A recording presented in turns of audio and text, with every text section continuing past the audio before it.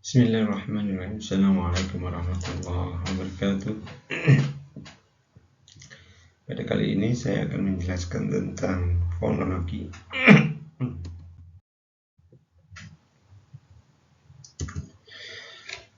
Salah satu tataran linguistik atau objek kajian linguistik yang pertama adalah fonologi, di mana fonologi merupakan bidang kajian ilmu yang mempelajari tentang bunyi, mempelajari, menganalisis dan membicarakan bunyi-bunyi daripada bahasa.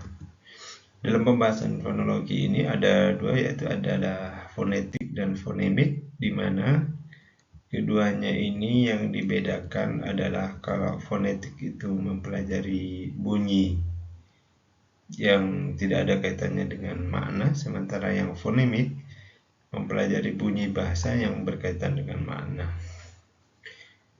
Dalam fonetik ada tiga, ada fonetik artikulasi berkaitan dengan bagaimana bunyi bahasa itu digunakan atau dihasilkan. Kemudian yang kedua fonetik akustik, yaitu bagaimana bunyi itu berada dalam suatu alam berupa frekuensi, getaran dan sebagainya. Kemudian yang ketiga adalah fonetik auditori, yaitu bagaimana bunyi bahasa itu diterima oleh pengguna bahasa. Kalau digambarkan dari tiga jenis dari fonetik itu seperti ini ya, yang kejadiannya. Yang pertama itu fonetik artikulatoris, yaitu bagaimana bunyi dihasilkan, kemudian bunyi bahasa itu kemudian berupa sebuah bunyi yang berupa getaran atau frekuensi tadi. Kemudian yang ketiga berupa fonetik auditoris, yaitu bagaimana bunyi itu kemudian diterima oleh pemakai bahasa itu. Sementara alat-alatnya, alat-alat yang untuk mengeluarkan bunyi bahasa itu pada manusia adalah ada yang bagian atas mulut yang tidak bisa bergerak, tentunya titik artikulasinya. Kemudian ada yang bisa bergerak, yang dapat digerakkan, yang disebut dengan artikulator. Adapun cara-caranya adalah bisa dengan udara yang keluar dari paru-paru yang dihembuskan keluar, kemudian juga dengan menggunakan alat ujaran yang kemudian digerakkan, dan yang ketiga adalah bagaimana pita suara digetarkan atau digerakkan atau diketarkan. Kemudian bunyi bahasa itu sendiri dalam bahasa ada dua, yaitu konsonan dan vokal. Konsonan adalah arus udara melalui rongga mulut mengalami sekatan dengan menggunakan artikulasi tadi, alat-alat bunyi bahasa, alat-alat yang mengeluarkan bunyi bahasa dengan cara-caranya masing-masing. Sementara kalau vokal itu adalah arus udara yang melalui rongga mulut tanpa sekatan, dalam artian vokal ini merupakan arus udara yang tanpa sekatan, dalam artian mulut kita tidak bisa kalau membunyikan vokal dengan mulut tertutup, tidak bisa menggunakannya a, i, u, e, o, maka mulut kita tanpa sekatan, artinya terbuka, yaitu yang dipengaruhi oleh kedudukan lidah, bentuk lidah, kemudian juga bibir, posisi bibir. Sementara yang fonemik tadi adalah ilmu bahasa membahas bunyi-bunyi bahasa yang berfungsi sebagai pembeda makna. Jadi yang membedakan antara fonetik dan fonemik tadi, kalau fonetik tidak ada kaitannya dengan makna, fonemik berkaitan dengan makna. Dalam fonemik ini ada dua, yaitu ada sistem fonemik itu, fonem itu sendiri, dan strukturnya. Sistem fonem itu bunyi-bunyi fonem yang bisa mempengaruhi makna itu paling tidak ada 33. Ada 5 fonem vokal a, i, u, e, o, kemudian ada 21 fonem konsonan dan 4 konsonan rangkapnya. Misalnya ini yang konsonan, kemudian ditambah dengan rangkap karena ada 2 konsonan ketemu konsonan juga, misalnya kh, h, kemudian SH misalnya, ada NY, ang, sungai, menyanyi, dan sebagainya. Nah, kemudian ada juga 3 fonem diftong, suaranya di mana di antara 2 vokal yang ketemu, AI, OU, ataupun AU. Selanjutnya ini tadi ya diftong atau vokal rangkap ya, contohnya AI, AU, kacau, kalau, amboy, capai, dan seterusnya. Kemudian dilihat dari struktur fonem, maka struktur fonem itu bisa dilihat misalnya kata buku, itu kata dasar buku itu bisa kita pisah menjadi 2 suku, ada bu, ada ku. Bu itu huruf up dan u, sementara ku tadi yang ku itu huruf k dan u. Itu dilihat dari strukturnya.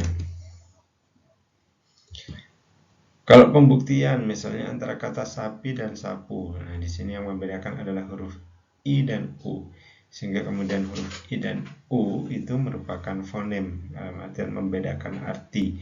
Dengan adanya sapi dan sapu, huruf i dan u itu menjadi berbeda arti. Selanjutnya kalau kita lihat ya contoh-contoh yang lain, ada bila, bala, seri dengan sari, duri, u dengan i, kota dengan kata, dan seterusnya. Ini merupakan klasifikasi fonem dimana sehingga kemudian membuktikan ya, minimal pair, pasangan minimal, sehingga membuktikan bahwa adanya perbedaan makna ketika ada satu yang berbeda.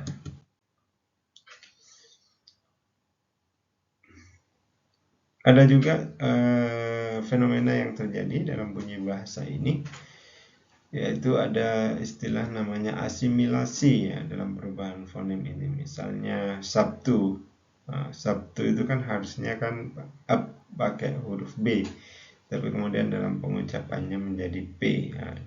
Jadi Sabtu itu, peristiwa ini disebut dengan asimilasi. Selain itu, ada juga yang berganti karena perjalanan waktu, misalnya ada disimilasi sinkronis dan disimilasi diakronis. Contoh-contohnya seperti ini ya. Yang sinkronis itu misalnya karena kesinkronan ya, pada awalnya jadi pada harusnya berkuda, beruang, berkata, tapi dalam kata ajar jadi ya, belajar, bukan berajar. Jadi dalam perubahan fonem ini ada tadi asimilasi dan disimilasi. Kemudian selanjutnya ada metatesis dan epentesis ya, dimana kemudian ada misalnya kata-kata untuk contoh yang metatesis ini, contoh jalur jadi lajur, almari jadi lemari ya. Sementara yang epentesis contohnya ada sisipan di tengahnya, ada umpat jadi umpat, kapak menjadi kampak, dan jadi ada perubahan cara pengucapannya ya. Ada metatesis dan epentesis. Selanjutnya ada pelepasan fonem. Ada perubahan juga pada melepas, artinya dia berkurang. Contohnya tetapi menjadi tapi, baharu kemudian menjadi baru. Pelepasan di sini bisa di awal ya, seperti tetapi ini di awal t-nya dihilangkan, kemudian ada juga di tengah, misalnya dahulu ya, dahulu jadi dulu, menjadi dulu dengan menghilangkan a dan h. Kemudian ada juga di akhir. Kalau di awal disebut aferesis, di tengah disebut sinkope, kalau yang di akhir disebut apokope. Misalnya standar, yang ada D-nya menjadi standar. Kemudian ada ini huruf vokal, konsonan, gugus konsonan, jadi dua konsonan yang bertemu. Misalnya pada P dan L ada plasma, ada kompleks, K dengan L ada klinik, G dengan L ada global, S dengan W ada swadaya, ada STR, ini ada 3 ya, ST dan R instruksi, SKR manuskrip. Jadi ada juga konsonan yang saling bertemu. Selain tadi, kalau vokal saling bertemu disebut